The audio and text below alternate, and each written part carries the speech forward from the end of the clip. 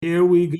Good evening, everybody, and welcome to our Tuesday evening discussions with fantastic and amazing people doing fantastic and amazing things. And tonight we are joined by a local, Levi Moskowitz, who has just returned from Panama. Did you get a hat, one of those Panama hats? I actually did. All right, Thinking about beautiful. wearing it. Then I had headphones, so I couldn't wear it. All right, so give us a little explanation. What's a nice yeshiva boy like you doing in Panama? So there's something called Merkos, which was started by the Lubavitcher Rebbe, the seventh Rebbe, in 1943, where he started by sending out different bachrim in yeshivas, regular yeshiva students that are sitting and learning the whole day, to different more further parts, which at that time was upstate New York. He sent a couple, I believe, 7 different locations in upstate New York, and from there, the next year, it grew on to different cities in California, and then it grew to the whole United States over many years. This is again 1940s, like 80 years ago. And over time, there's many more shluchim that moved out, even in places that there weren't necessarily full-time rabbis, full-time shluchim. There's this program that sends out every year at different times during the high holidays, during the summer, during other Yom Tovim, other holidays, different yeshiva boys to bring Judaism and inspire different communities throughout the world. Okay, so how did you So wind up in Panama specifically? Did you choose that? Was that chosen for you? Did you go by yourself? What's the So process yeah. that got you there? So usually there's two ways of getting a location to go and inspire these communities. One option is that you sign up and you go in blind where you don't know where you're getting sent. It's a little more exciting. You go with a group of guys and you get sent to anywhere, literally anywhere in the world they could send you. Or Can you if tell us where you are some other places that other friends of yours may have gone? Like what's on the docket besides exotic places like upstate so New York? They have Frankfurt. I have some friends I know that went to Frankfurt, Germany. Wow. There's other guys that went all the way to Australia, that went to England, that went to Italy. Literally, literally almost anywhere where there'd be a Jewish community or other Jews to help inspire them. So how did you wind Uh, up in Panama? Was that so assigned to you or I did you have a was choose? assigned, yes. So the other option is that you already know the rabbi there. So I had a friend of mine that went with three other boys, three other Bachrim, friends of mine. And one of them, their brother last year went to Panama and I guess made a good impression. And the rabbi asked him again, and he said, "Oh, my brother is interested in going with a group of guys. Maybe you want to see if it's available." So my friend went to the rabbi there, and he told him, "Hey, I'm going with a group of guys." And we kind of got pre-assigned, and we kind of chose that location, but that's only because we had a built-in connection of my friend's brother. But Yes. usually you go wherever they send you. They could send you almost anywhere. You have to be ready to really go anywhere for your So was yeah. this your first summer Merkos Shlichus assignment or have you done this before? No, this is actually my first time. Baruch Hashem, thank God I grew up on Shlichus, so a lot of the experience I get is in Chicago. This time is during the summer, as other boys at my age going to camps. I decided I wanted to do this instead. So it's a rare opportunity for myself. So how many were in your group going to Panama? So there was a total of four guys, including myself, three other guys. I had to cut my visit a bit short due to my brother's upshurnish yesterday. Mazel tov. So I couldn't stay for the full amount of 2 weeks, but I stayed for about a week and a half, which was very nice.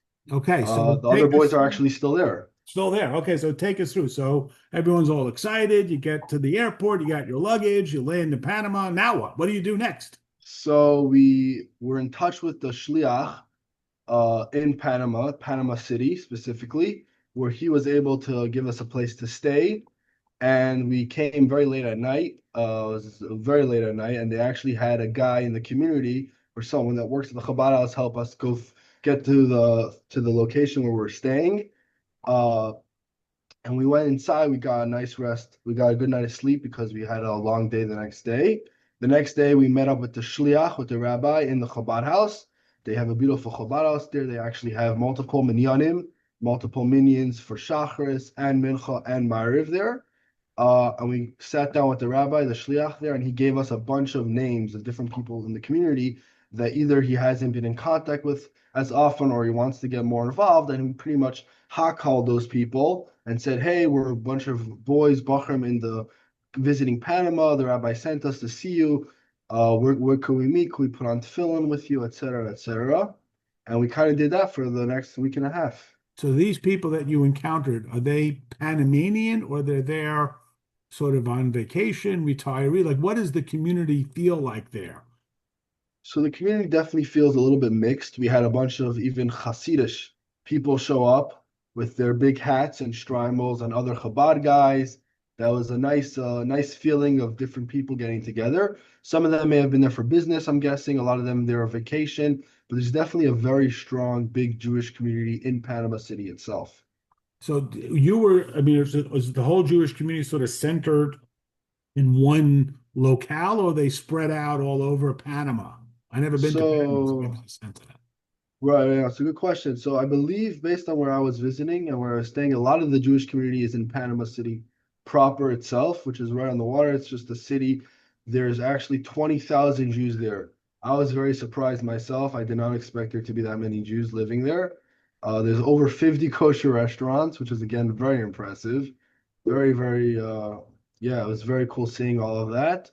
And also because of the community there and everything being a lot more cheap, the restaurants are also extremely cheap, and there's a full kosher supermarket, almost like Jewel, where it has a lot of selection of all the different types of kosher things you need. And what about Uh, Jewish resources? Is there mezuzahs, tefillin, and things like that? I mean, do you meet somebody? Do you have supplies? If someone wants to get tefillin, where do they get tefillin? Do they have to get it from the United States? How does that work? So the Chabad house itself has in the front of it a little room. It's like a little storefront called Sir Judaica, which actually has a lot of the Jewish resources that you may find that you may need, like a tefillin or let's say a mezuzah. Tefillin, I'm not sure about. They definitely have a lot of mezuzahs there, and a lot of like tzitzis and yarmulkes and different stuff like that that you could purchase or go. One of the people we went to Let's actually start video. was a Yes, Russian David. Jew who we farbranged about. I'll show you when I get a chance the video of him. Great guy, and we were telling him about start learning Tanya, and we told him that in this store we could get him a Russian Tanya.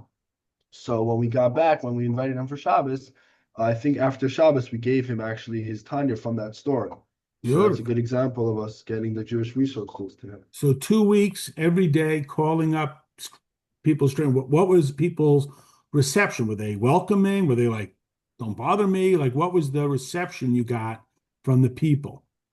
So most people seemed very excited that they were getting a taste of Jewish love and inspiration from the especially Shiva Bachram that came all the way from America to visit them. A lot of people were all excited the fact that we came all the way from America, and it felt like it was just for them to help them grow in their own Yiddishkeit and be able to inspire them. And they felt very, very touched and very. We met many encounters. We went to different people either in their office or we met them on the street. We put on film with them and we sang songs with them and we told them, we spoke to them, we farbrained with them. It was a very, very nice experience. These people who live there, from what you could tell, were they born in Panama or they moved there or they retired there? Like, like we think of like Jews live in, traditionally Jewish locales. What are they doing in Panama? Like, how did they wind up in Panama? Yeah. So it seemed like it was definitely a mix again of different people. Some people we asked, they were originally from Panama. They're descendants. They are descendants of Panama, where their parents either grew up there or went or moved there. Because of the Panama Canal, that brings a lot of money. So a lot of people there for business who moved there actually for that reason. This Russian guy who I was speaking about before, he's there also dealing with the Panama Canal and different things like that. So he's been living there for a while, and I think his parents maybe grew up there, but he comes, let's say, from Russia. But yeah, a lot of people either live there, either one or two generations. It's definitely a very nice community, so I could see that people would be there moving just for that, to live there. And there's one shliach servicing the entirety of Panama. So there's actually two shluchim, two full-time shluchim in Panama itself. One of them is in more Panama City. The other one I think is right outside or right on the border of Panama City. I was mainly staying by one of the shluchim there. His name is Rabbi Carniel. The other one's Rabbi Lane, who runs more of a Sephardic shul was also a Chabad center. So there's two full-time shluchim And the in native Panama. language in Panama is Spanish or English or a mixture? So it's mostly Spanish, actually. A lot of us didn't know some of the words, but we tried our best. We learned a little bit on the go. We're asking our Uber drivers different things to say, to nice things that we could say to the people we were visiting. So Spanish is the main language there. Wow, so join the Bava, see the world. So pictures, you got any pictures? We love pictures. Yes, I have some pictures and videos. All right. I made you a co-host so you can share screen. We love pictures. Sure.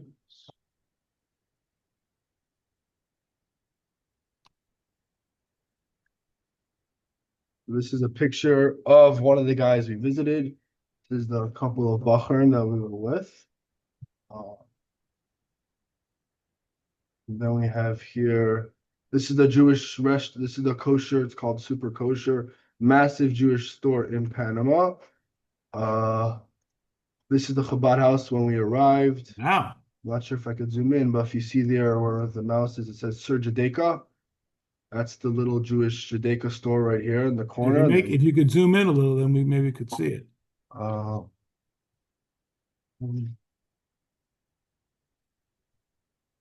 oh, there, right there. Right there in the corner of the Chabad house, there's this store called Sir Judaica, which you see in There here we is go. different Yeah, okay, we see it. Sure. tzitzis and different things that you could buy. This is the Chabad house that we were staying. This is one of the guys we went to, the Russian. I don't know if you could You have to share the sound. share sound. When you go to share screen, you have to click to optimize for video. I do tech support as well. It's been a while since Zoom. Let's see, we're share. It's going to You be may have by to stop audio or sharing, then go back to share and check the option to share sound. When you go to share, there's an option for share sound. share sound. There we go. Okay. And we're back at it right here. So this is one of the guys.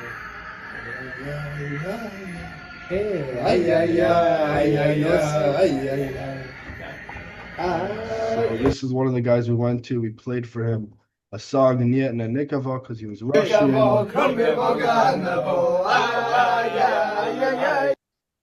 There you go. That's another video. We got to meet some other people here. Let's see. Yeah. Beautiful. That's some nice pictures that we got. And then go here.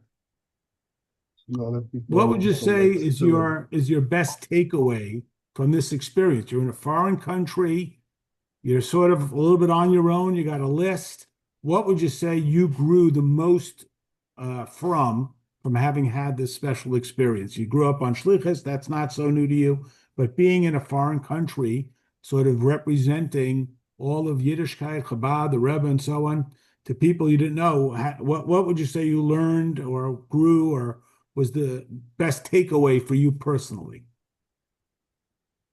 It's a good question. I think the fact that the people that we met really felt very excited to see us.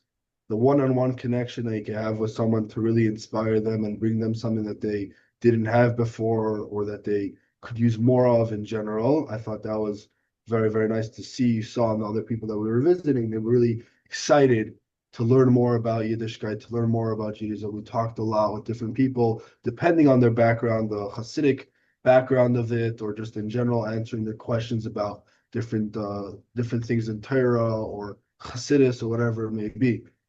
Definitely being in such a country so far away, which is very special to do such a thing. Beautiful. Okay, if anybody wants to just quickly unmute if they have a quick question. Otherwise, we're going to say goodnight to Levi. Thank you for spending this time. It's so impressive. Here's a bunch of young students. They could be sitting and studying for themselves. They could be chilling, hanging out. And instead, they've devoted themselves to spend 2 weeks in a foreign country. They don't speak the language. They don't know the people, making these hot calls like you describe them, going out and visiting them. It's truly, truly inspirational. You could have, just kept your own studies going or hung out and just taken care of yourself. So it's truly inspirational that you're devoted. And if anybody wants Questions. yes. Question number one, what language do they speak there? Spanish. Mostly And how good is Spanish. your Spanish? Not too good. Hola, mucho gracias, buenas noches. Like hello, good night, good evening. We did our best. And the other three guys that went with you, do you know them? Yeah, so one of them is actually my cousin, Levi Talden from Northbrook. Oh, I recognized him. I wasn't sure. Yes, and then the other two, one of the other boys was in my class in Chicago 3 years ago in Mesivta, so I know him. And the other boy is his other friend, so I got to know him over the trip. Do you see yourself going again? To Panama specifically, yeah, actually I do. There's many more places to go and to visit, and there's a lot of it was very nice, yes. So when is the next opportunity for this kind of adventure? The The next holidays, Rosh Hashanah, opportunity, yeah, Sukkot? Rosh Hashanah. Are you signed Rosh up already to Hashanah. go someplace exotic? And I more haven't importantly, will you decided come yet. on afterwards and tell us about it? That's the more important part. If I do, I will definitely come back and tell you all how it was. Beautiful. It's Uh, a deal. yes, and that's Hashem. Okay. Levi, thank you so much. Levi, Ah, great job, Levi. absolutely a great Did job. I only you bring you the finest. did you see Beryl Solomon? Did you meet Beryl Solomon? Nope. Well, What? Solomon. He's by the Sephardic community by Rabbi Lane, the other Chabad Shliach in Panama City. I thought about it because he's obviously a famous guy, but no, we did not see him. And did you I see have to Shimon go. Nathan? Oh yeah, did you There's see more than Nathan? one synagogue? Yes, there's Mira, have you multiple been paying synagogues. attention? He said there's two shuls and he speaks Spanish. We're going to There's start. 20,000 Jews there. It's a lot. It's really Oh, amazing. I was walking down the street one night. There's a lot of Israeli tourists that we got to meet and got to talk to. That are visiting, or even the community themselves that are less observant. But there's plenty of Jews. It felt like a little bit like Crown Heights almost, or a community in New York where it was a lot of people walking down the street with beard and and everything. It was felt very felt very orthodox. so we got to ask one question then. When you bring up any negative experiences, and we all know what's going on in the world, any anti-Semitism, anybody say anything? Did you get any sense of that? Nope. I think actually Bashkacha Protas is a very good community. The people, the Goyim there, the non-Jews, are very helpful for the Jewish community. Even the Chabadis themselves have 3 full-time chefs and people that are there to help us, to help the Chabad there, and to help everyone else. And no, I think everyone is very fine with us. Great. Baruch The only Hashem, way to live. 100%. Okay. Yashar Koyach Levi, want to thank you for spending time.